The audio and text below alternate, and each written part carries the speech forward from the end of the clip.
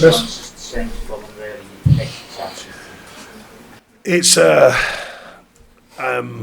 very frustrating. It probably as bad as Fulham in the sense of creating chances, but as I spoke about then, not just chances, high quality chances. A generally good performance, certainly a big reaction from the Villa game. And we don't score a goal. And at the end of the day, it's our responsibility to score goals. And it's not just everyone talks about strikers. Of course, that's a big part of their role. But the team, we're creating chances and we can't quite find that goal. And once again, arguably, their keeper's man of the match. But we shouldn't be making their keeper's man of the match. We should be putting the chances in.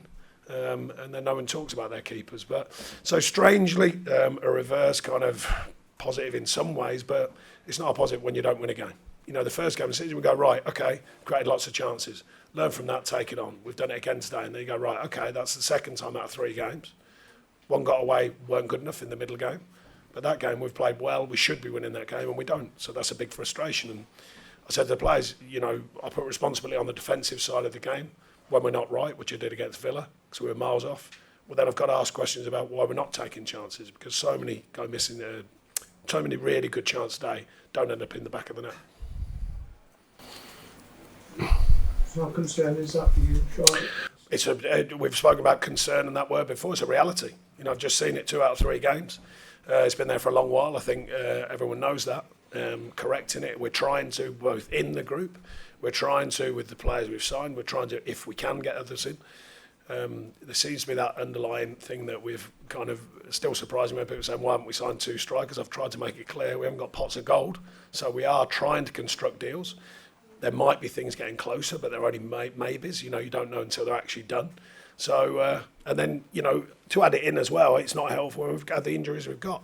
You look at Alex Iwobi, you look at Dwight McNeil, and obviously Dom trying to the ongoing thing to get him fit. They're high-performing players, in my opinion. So that's not helpful. That being said, a chance for the younger players today. I thought Lewis worked really hard today. Jared, like I say, he had a couple of weeks missing in pre-season. He's sort of catching up, but I thought he did well. Arnie's getting fitter and sharper. He found it tough towards the end, fatigue-wise, that can happen. And Youssef's come in and worked hard to experience his first taste of Premier League football. So all them things are good, but you still get nothing for it, and that's the most frustrating thing, and that's the most frustrating thing overall. Because at the end of the day, no one really cares about all this. They just want to win a game.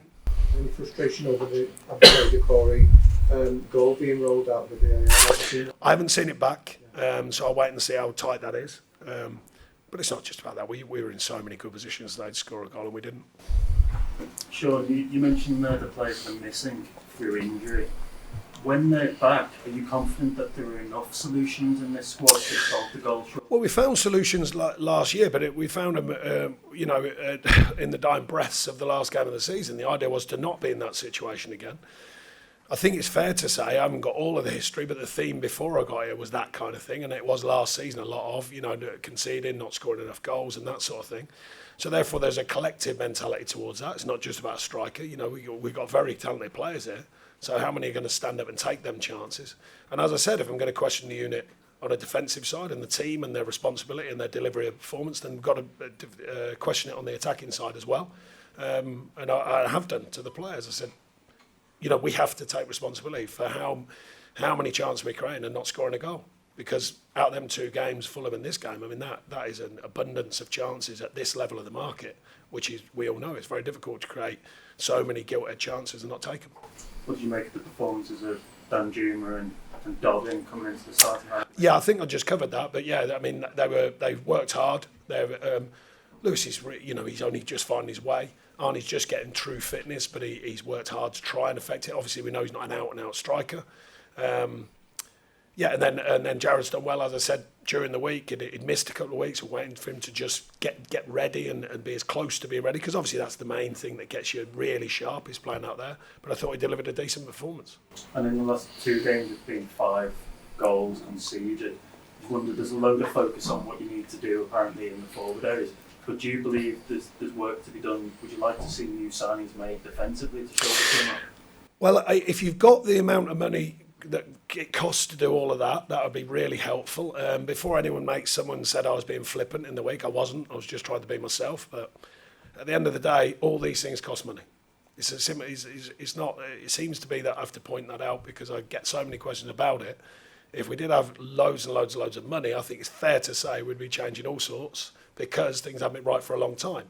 What I'm trying to achieve is developing a group to almost rethink it, remodel it with the players that are here, and then if we can add to that, we will be doing.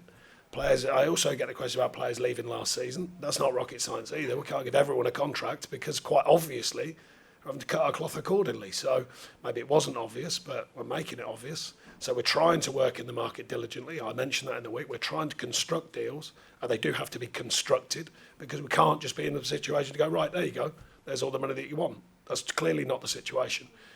But I remind you, there's some very good players here. We've shown it again with a very good performance here. But you've got to take responsibility of scoring goals. Given what you say about cutting your cloth accordingly, would you rather see the focus, whatever resources are there, delivered towards strengthening the forward line as opposed to the defence? Well, I think that's fair to say because that's been well documented for a long period.